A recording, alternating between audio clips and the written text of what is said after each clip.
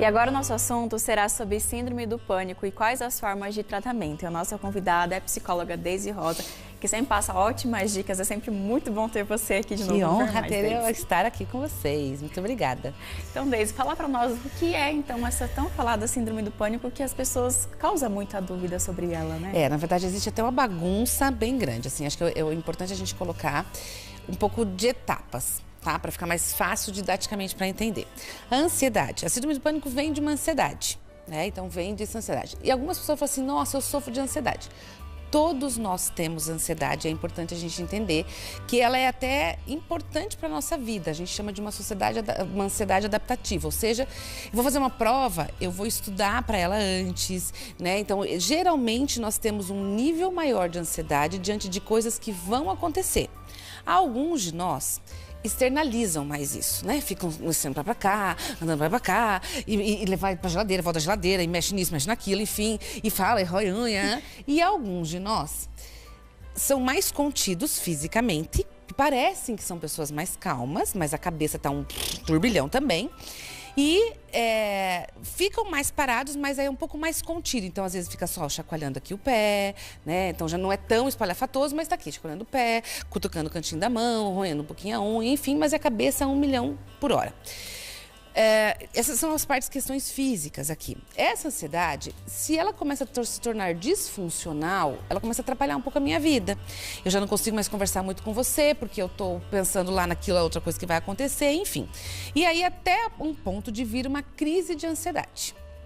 Geralmente, crises de ansiedades, elas acontecem quando eu tenho algo para acontecer. Então, por exemplo, eu vou vir aqui na TV, dar uma entrevista, é a primeira vez, eu começo a fantasiar sobre isso, e aí eu começo a ficar num nível de ansiedade elevadíssimo. Eu posso ter uma crise de ansiedade, que é um mal-estar. A síndrome do pânico, ela é muito semelhante a uma crise de ansiedade, porque elas têm sintomas muito parecidos. Uma das grandes diferenças é que ela aparece do nada. Então, não a senhora que eu vou entrar aqui para falar. Eu tô lá na minha casa, dormindo, tô no sofá, tô de boa, tô bem, enfim. Ou tô dirigindo, uma coisa que eu sempre faço, e de repente começa a vir um mal-estar. A crise de ansiedade também, ela não é uma coisa esperada, entende? Então, o que acontece? E aí, quando que se transforma uma síndrome do pânico? Quando essas crises, elas estão com uma frequência muito grande. Elas já começam a transformar algo que a gente chama de um transtorno de ansiedade. E a síndrome do pânico está dentro dos transtornos de ansiedade. Então, é quando começa a ficar mais intenso e com uma frequência muito grande a ponto de atrapalhar a minha vida pessoal, profissional e afetiva. Então, a gente vai desde algo mais simples, normal, rotineiro, importante e saudável, até algo que atrapalha muito a minha existência, o meu dia a dia, os meus relacionamentos e assim por diante. E é até importante falar, né, Deise, quando começa esses sintomas, a pessoa ir buscar ajuda. Com certeza. Porque às vezes ela fica, não, mas é só um dia que eu tô sentindo isso. De repente vai para 2, 3, e ela vai deixando e aí vai aumentando cada vez mais o problema. Ainda bem que hoje em dia tá caindo por terra essa coisa de procurar ajuda, é coisa de gente louca, enfim, porque eu sempre brinco, né? Beleza, então quem que é normal? Diante disso, quem é normal, né? Então, assim, buscar ajuda é para aqueles que querem melhorar, não para fracos. Pelo contrário, é para os fortes, porque eu entendi que o meu corpo está precisando de um suporte porque tem algo errado aqui comigo. E quando a gente fala dessa ajuda, é sim, em alguns casos, necessário e importante que use alguns tipos de medicamento, e para isso existem os médicos. Qualquer médico pode dar remédio para isso, todos os médicos podem. Mas vejam, se eu tenho um problema ginecológico, eu vou geralmente no ginecologista, eu não vou no cardiologista. Eu tenho um problema lá no meu joelho, eu vou no ortopedista, eu não vou no ginecologista para ver o meu joelho. Mas as pessoas vão em qualquer outras áreas de especificidades para falar sobre as suas emoções, porque tem receios ainda sobre a psiquiatria. Então, sim, hoje nós temos os médicos especializados nesta área, que são os psiquiatras. E por que é importante? Porque hoje tem um monte de remédio. Tem muitas coisas que estão aí acontecendo, muitos remédios novos. E vejam, quem aqui trabalha em alguma área específica, a gente não dá conta de estudar tudo. A gente não dá conta de saber tudo que tem de novo. Então, você acaba se aprofundando naquilo, você sabe o básico de algumas coisas e se aprofundando na sua área. Então, o psiquiatra é aquele que se aprofunda na área da saúde mental. Só que só o medicamento ajuda? Em alguns casos, sim, só o medicamento ajuda. Mas, quando ele é associado à questão emocional, à psicologia, aí você pode compreender da onde vem o que mantém, o que está acontecendo, quais são os gatilhos que me fazem sair do eixo. Ah, é só no meu trabalho? Poxa, mas por que nem todo mundo no trabalho então sai do eixo? Só eu. Então talvez tenha sim uma relação com o trabalho, com a minha história de vida, com a minha vida pessoal, com o meu relacionamento afetivo.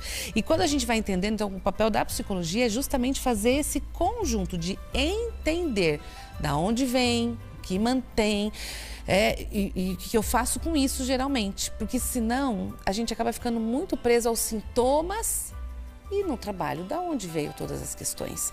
E aí eu tomo um monte de remédio, um dia eu paro de tomar remédio e volta tudo de novo. Porque se as causas continuam ali, a probabilidade de aparecer novamente, de novo, se torna muito grande. Por isso que juntar esses processos, tanto a questão medicamentosa, quanto um processo de psicoterapia, e hoje nós temos profissionais aqui na nossa cidade, na nossa região, enfim, que são profissionais maravilhosos, que trabalham para auxiliar as pessoas nesse processo. É isso, tomar a consciência para mudar o ciclo disso tudo, né, Deise? Com certeza, exatamente. Até porque, assim, tá tudo bem não estar tudo bem o tempo inteiro, mas não está tudo bem eu fingir que não estou vendo nada. Então, nem sempre nós temos altos e baixos, isso é do humano. Mas é isso, começou a atrapalhar a minha vida, eu não consigo mais focar no meu trabalho direito, o meu relacionamento afetivo está, de alguma maneira, mobilizada, os meus relacionamentos, aquilo que eu fazia antes tranquilo, hoje eu já não consigo mais fazer de forma tão tranquila. Opa, começou a atrapalhar, liga o alerta, hora de procurar ajuda. E Deise, qual que é a diferença entre crise de pânico e a síndrome do pânico? Na verdade, a gente... Então, resumidamente assim, eu tenho uma crise, aparece um movimento. Um dia, do nada, estou aqui com você, tenho isso e nunca mais aparece. Ok, tive uma crise de ansiedade, uma crise do pânico, enfim, né? Foi um momento. Quando se torna quando a gente vai para o lado de uma síndrome, de um transtorno, é quando ela começa a se tornar repetitiva, ela aparece mais de uma vez. E aí a gente liga um alerta maior para esse processo. E, Deise, quais os riscos da síndrome do pânico na gravidez? Porque já o processo todo da gravidez já mexe muito com a mulher, já traz essa ansiedade. Quais são os riscos, então, disso? Na verdade, quando a gente pensa na gestação de um modo geral, eu acho que eu não conheço nenhuma grávida que não ficou num nível de ansiedade elevadíssimo, principalmente no final, né? Onde você fala assim, agora, será que eu sei o que eu vou parir, não vou parir, como vai ser? Né? Então, assim, é natural você ter, principalmente se é uma primeira gestação. Geralmente, a gente percebe que tanto as questões dos transtornos de ansiedade quanto as questões dos transtornos de humor, que são coisas diferentes, são grupos diferentes, mas elas aparecem de forma intensa na gestação quando já tinha antes. Então, assim, claro que precisa estar orientando, falando para os médicos, até para desorientarem. Opa, eu posso tomar qualquer medicamento? Nós temos uma gestação, então já aqui talvez eu tenha que olhar para isso de um jeito diferenciado pela questão neurológica. Por quê? Porque temos um bebê e não é qualquer medicamento que uma grávida pode estar tomando, né? Então, e até assim, eu quero engravidar e tomo um antidepressivo muito forte, tomo alguns ansiolíticos, É importante a gente até chegar, né, conversar médico, como é que eu vou dar conta, como é que meu organismo vai dar conta sem essas substâncias, caso eu já venha fazendo o tratamento antes, eu vou precisar parar todos, tem como trocar, não tem? Acho que uma boa conversa com o seu médico, tanto o psiquiatra quanto o obstetra, é fundamental numa gestação. E como controlar, então, essa síndrome do pânico e até prevenir ela, Deise? Ai, socorro! Vamos lá. Existe a gente controlar, essa eu acho que é uma palavra muito forte, tá? Porque aí nem tudo a gente tem controle quando a gente fala do nosso cérebro, né? A gente consegue, assim, entender. Quando a gente olha para dentro, a gente consegue definir assim, nossa, tô sentindo que tem algo errado no meu corpo. Hoje é capaz de dar alguma coisa ali. A gente tem uma noção. E como essas questões de ansiedade, né, enfim, tem muita relação com o nosso dia a dia, com as nossas coisas, começar a identificar quais são os gatilhos, o que é que me desestabiliza. Então essa é uma pergunta para todo mundo que está em casa, né? Não tenho nada. Ok, mas então pense, o que te desestabiliza? O que você fica louca da vida? Que você fica, nossa, possesso, enfim, você tem noção de qual é o gatilho que te sai para raiva? Qual é o gatilho, por exemplo, o oposto? O que me traz calma? O que me faz Ai, dá uma limpa na cabeça. Tem gente que gosta de caminhar, tem gente que gosta de fazer uma meditação, tem gente que gosta de fazer um exercício físico. Então, comida, sei lá. Então, o que me faz esvaziar as minhas angústias? Por quê? Porque a gente vai começando a entender o nosso corpo quando a nossa caixinha está cheia. Né? Eu falo que algumas pessoas, quando estão, sei lá, vou dar um exemplo seu aqui, posso pegar essa xícara? Pode. Então, alguns de nós, quando estão extremamente ansiosos, explodem quando enchem aqui a xícara de café. Tá? E explodir e derruba aqui e faço uma sujeira. Então, acabo tendo uma explosão com as minhas emoções e derrubo isso aqui. Mas alguns de nós precisam de mais de uma xícara de café. Eles aguentam mais do que uma xícara de café. Aguentam desaforo, aguentam um balde. Então, eu encho um balde. Aí, quando o meu balde está quase estourando, explode. Faz uma sujeira maior do que a xícara de café. Alguns de nós vão além do balde. Eles conseguem, sei lá, encher uma caixa d'água. E aí, até que chega uma hora que a caixa d'água, se eu não fizer uma revisão nela, ela vai também escapar a água ali. E aí ela vai explodir. E a sujeira que uma xícara faz, uma jarra faz, um balde faz, uma caixa d'água faz, são diferentes. E às vezes o engolir sapos demais para ser legal, sabe? Porque a mãe ensinou que a gente tem que ser legal, a gente tem que ser bonzinho, a gente tem que ser querido.